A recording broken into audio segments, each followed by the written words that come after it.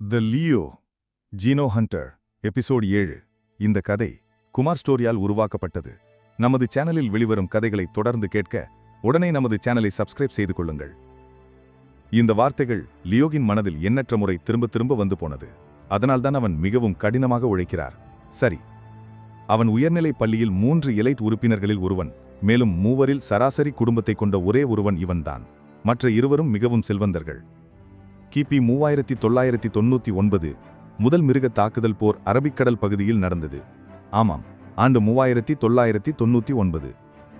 Leo வரலாற்று நிகழ்வுகளை ஒவ்வொன்றாக மனப்பாடம் செய்து கொண்டே வந்தான். தனது வழக்கமான கல்வியில் லியோ கணிதத்தில் சிறந்தவன். இருப்பினும் அவன் வரலாற்றில் மிகவும் ஆர்வமாக இருந்தான். ஏனென்றால் அவன் 40ஆம் நூற்றாண்டின் வரலாற்றை பார்க்கும் ஒவ்வொரு முறையும் அவன் சங்கடமாக உணர்கிறார்.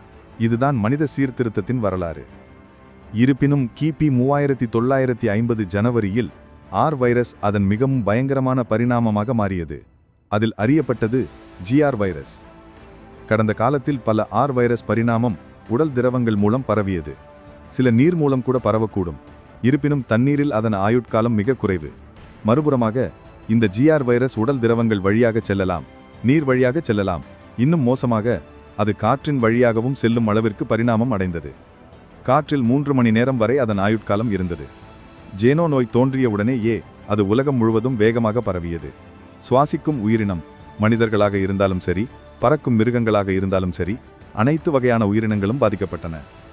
மனிதர்கள் ஜேனோ நோய் இருப்பதை கண்டறிந்த நேரத்தில் அது ஏற்கனவே தாமதிக்கப்பட்டு விட்டது. ஜேனோ நோய் தொற்றுக்கு பிறகு இறப்பு விகிதம் 30% எட்டியது. அந்த 3 மாதங்களில் விலங்குகளின் பெருமளவின் இறப்புகளை தவிர்த்து உலக மக்கள் தொகை கிட்டத்தட்ட 2 பில்லியன் குறைந்துவிட்டது. உயிர் பிழைத்தவர்களின் எண்ணிக்கை 5 பில்லியனை நெருங்கிவிட்டது. அவர்கள் அனைவருக்கும் நோய்க்கு எதிரான இயற்கையான எதிர்ப்பு சக்தி இருந்தது. இந்த பயங்கரமான 3 மாதங்களில் முழு கிரகமும் கடுமையான வலியை அனுபவித்தது. இந்த செயல்பாட்டின் போது 5 பில்லியன் உயிர் பிழைத்தவர்கள் தங்கள் உடல்கள் வலுவடைந்திருப்பதை உணர்ந்தார்கள். கிட்டத்தட்ட அனைவரின் சக்தி, வேகம், செல் பிரிவு விகிதம் மற்றும் தோல் கடினத்தன்மை குறைந்தது 2 மடங்காகிவிட்டது. ஒரு சராசரி மனிதன் கூட ஓட்டத்திலும் பழுதூட்டுதலிலும் முந்தைய உலக சாம்பியனை எளிதில் மிஞ்ச முடிந்தது. பின்னர் பேரழிவு தொடங்கியது. இவ்வளவு வசதியாக வாழ்ந்த மனிதர்கள் மிகவும் பலமடைந்திருக்கிறார்கள். ஜெனோ நோயிலிருந்து தப்பித்த மிருகங்கள் இன்னும் கடுமையான சூழ்நிலைகளை கடந்து வந்திருக்கிறார்கள். அவற்றின் மாற்றங்களில் அவற்றின் சக்தி மனிதர்களை விட வியக்கத்தக்க வகையில் உயர்ந்திருந்தன. மேலும் இந்த பயங்கரமான மிருகங்களில் சில இன்னும் புத்திசாலிகளாகிவிட்டன.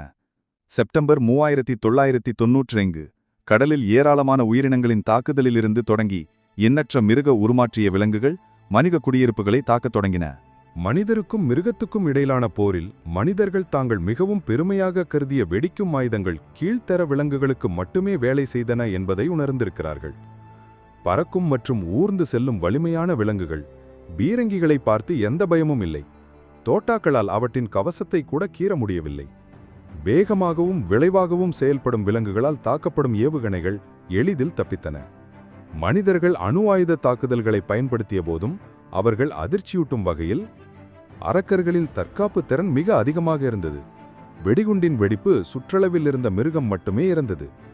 பயங்கரமான அரக்கர்கள் தோன்றினாலும் மனித பக்கத்திலிருந்தும் சக்தி வாய்ந்த போர் வீரர்கள் தோன்றினர். பறக்கும் மாய வெட்டுக்கிழி பறக்கக்கூடிய ஒரு சூப்பர் சக்தி வாய்ந்த போர் வீரனால் தோற்கடிக்கப்பட்டது. சர்வதேச அளவில் அவர் 2வது இடம். மாரிசன். இந்த வீரர்கள் ஒரு முக்கியமான நேரத்தில் ஏராளமான சாதாரண பொதுமக்களை காப்பாற்றினர். அவர்கள் அரக்கர்களின் கூட்டத்தை எதிர்த்து போராடுவதில் இராணுவத்திற்கு உதவினர். இந்த நேரத்தில் பல காவிய கதைகள் வந்தன. மனித விஞ்ஞானி கைலோ அசுரர்களின் சடங்குகளிலிருந்து பெறப்பட்ட பொருட்களையும் சந்திரனில் காணப்படும் மூன்ஸ்டோன் என்ற உலோகத்தையும் பயன்படுத்தி வைரத்தை விட கடினமான உலோக கலவையான எம்ஜி அலாயை உருவாக்கினார். அசுரர்களின் கவசத்தை வெட்டக்கூடிய இந்த சக்தி வாய்ந்த ஆயுதங்களை கருத்தில் கொண்டு சக்தி வாய்ந்த வீரர்கள் இனி தங்கள் வெறும் கைகளை மட்டுமே நம்பியிருக்க வேண்டியதில்லை. வரலாற்றின் இந்த பகுதி லியோவின் மனதில் மிக தெளிவாக பதிந்திருந்தது. போரின் போது நகரத்தின் பெரும் பகுதி அழிக்கப்பட்டது. ஆசிய கண்டத்தில் பெரும் மக்கள் தொகையை மாற்றுவதற்காக நாடுகள் 5 பெரிய தளங்களை அவசரமாக கட்டிக்கொண்டிருந்தன. வீரர்களை பொறுத்தவரை என்னுடைய நாட்டிலும் சீனாவிலும் தான் அதிக அளவு உள்ளன. தொழில்நுட்பத்தை பொறுத்தவரை அமெரிக்கா, ஐரோப்பிய ஒன்றியம் மற்றும் ரஷ்யா ஆகியவை முன்னணியில் இருந்தன. கடலில் உள்ள அரக்கர்களின் எண்ணிக்கை அளவிட முடியாததால் தீவு நாடுகள் அனைத்தும் அழிக்கப்பட்டன. இப்போதும் கூட கடல் அரக்கர்களின் பிரதேசம்தான். மனித குலத்துக்கும் அரக்கர்களுக்கும் இடையிலான போரில் தங்களை தற்காத்துக் கொள்ளக்கூடிய ஒரே நாடுகள் சீனா, அமெரிக்கா, ஐரோப்பிய ஒன்றியம், ரஷ்யா மற்றும் எனது நாடு மட்டுமே. மீதமுள்ள நாடுகள் மிகவும் முன்னர்ப்பாவே அளிக்கப்பட்டன. முக்கியமான தருணத்தில் 5 நாடுகளை அதன் மையமாக கொண்ட மத்திய பூமி கூட்டமைப்பு உருவாக்கப்பட்டது. மத்திய பூமி கூட்டமைப்பின் மத்திய படைகள் உலகம் முழுவதும் பல மனித தளங்களை உருவாக்க உதவின. இதை படித்த லியோ ஆச்சரியப்பட்டான். 5½ ஆண்டுகள் நீடித்த ஒரு போர், மிகவும் கொடூரமான போர். இந்த போரில் மொத்தம் 10 பில்லியன் பேர் வீரர்கள் இருந்தார்கள். 5 நாடுகளால் பராமரிக்கப்பட்ட அமைப்பு மட்டுமே அப்படியே இருந்தது. மீதமுள்ள நாடுகளின் உயிர் பிழைத்தாளர்கள் பல்வேறு மனித தளங்களில் ஒன்றாக கலந்தனர் என்று கூறி அந்த வரலாற்று புத்தகத்தை படித்து முடித்தான். நிலத்தில் மனிதர்கள் பாதுகாப்பை தக்க வைத்துக் கொள்கிறார்கள். ஆனால் கடலில் உள்ள எண்ணற்ற அசுரர்கள் கடலின் மீது தங்கள் கட்டுப்பாட்டிற்குள் வைத்திருந்தனர். 4012 முதல் 4020 வரை இந்த 8 ஆண்டுகளில் மனித வரலாற்றின் மகத்தான காலம். லியோ அதை நினைத்துக் கொண்டு சோஃபாவில் அமர்ந்தான். Tang Tang. வீட்டினுள் கடிகாரத்தின் சத்தம் எதிரொலித்தது. சுவரில் இருந்த கடிகாரம் 5 முறை அடித்தது. அது இப்போது மாலை 5 மணி என்பதை குறிக்கிறது. சகோதரரே, உண்மையிலேயே மகத்தான மத்திய ஆக்கிய கூட்டமைப்பு காலத்திற்கு முன்பு உலகம் எப்படி இருந்தது என்பதை என்னால் முழுமையாக புரிந்து கொள்ள முடியவில்லை என்று கூறினான். அதற்கு லியோ இலியை பார்த்து, புன்னகை கொண்டு 200க்கும் மேற்பட்ட நாடுகள் இருந்ததா சொல்லப்படுது என்றான். அப்படியானால் எத்தனை பேர் இருந்திருப்பாங்க என்றான் லியோ. 20 கோடிக்கு மேல் இருக்கும் என்றான் லியோ. இப்போது கோடி மக்களை ஒரு சக்தி வாய்ந்த மிருகத்தால் சிறிது நேரத்தில் அழிக்க முடிகிறது. அது மட்டுமில்லாமல் அந்த முழு நாட்டையும் வரைபடத்திலிருந்து அழிக்க முடிகிறது என்று கூறி வருத்தமடைந்தார். அதற்கு லியோ, அதனால்தான் முழு உலகமும் 5 சக்தி வாய்ந்த நாடுகளையும் 23 நகரங்களையும் கொண்டுள்ளது என்று லியோ தலையசைத்தார். முழு கிரகத்திலும் மொத்தம் 5 நாடுகள் இருந்தன. இந்தியா, சீனா, அமெரிக்கா, ஐரோப்பிய ஒன்றியம் மற்றும் ரஷ்யா. இந்தியாவில் 6 மனித தளங்கள் இருந்தன. அவை தற்போதைய 6 பெரிய நகரங்கள். சென்னை நகரத்தின் 8 பகுதிகளில் ஒன்றான லீ பிராந்தியத்தின் ஒரு நகரம் லியோவின் தாயகமாகும். சென்னை நகரத்தின் மொத்த மக்கள் தொகை 20 மில்லியனை நெருங்கியது. இந்த நகரத்தின் லீ பிராந்தியத்தின் நகரில் 1 மில்லியனுக்கும் மேற்பட்ட மக்கள் வசித்து வந்தனர். இவை வெவ்வேறு வகையான இனக்குழுக்கள். ரொம்ப நாளைக்கு முன்னாடி லீ சுவரில் தொங்கிக் கொண்டிருந்த கடிகாரத்தை பார்த்து, இப்போது 4053 ஆகுது. மகா நிர்வாண காலம் ஏற்கனவே 30 ஆண்டுகளுக்கு மேலாகிவிட்டது. நம் மனித சமூகத்தில் கிட்டத்தட்ட அனைவரும் ஒரு டோஜோவில் ரயிலில் செல்ல வேண்டியிருக்கிறது. நம் மனித சமூகம் 30 ஆண்டுகளுக்கு முன்பு இருந்ததை விட மிகவும் வலிமையானது. லியோ தலையசைத்தான். 30 ஆண்டுகளில் தொழில்நுட்பத்தில் நிலையான முன்னேற்றத்துடன் சக்தி வாய்ந்த போர் வீரர்களில் நிச்சயமாக ஒரு பெரிய அதிகரிப்பு இருந்திருக்கிறது. இருந்தாலும் பல பயங்கரமான அசுரர்களும் பிறந்துள்ளனர். கதவு திறக்கப்பட்டது. லியோவின் தாயும் தந்தையும் உள்ளே வந்தனர். அவர் மிகவும் சோர்வடைந்திருப்பது தெளிவாக தெரிந்தது. காய்கறிகளும் இறைச்சியும் அடங்கிய கூடையை வைத்திருந்த அவன் தாய் மிகவும் உயரமாக இல்லை.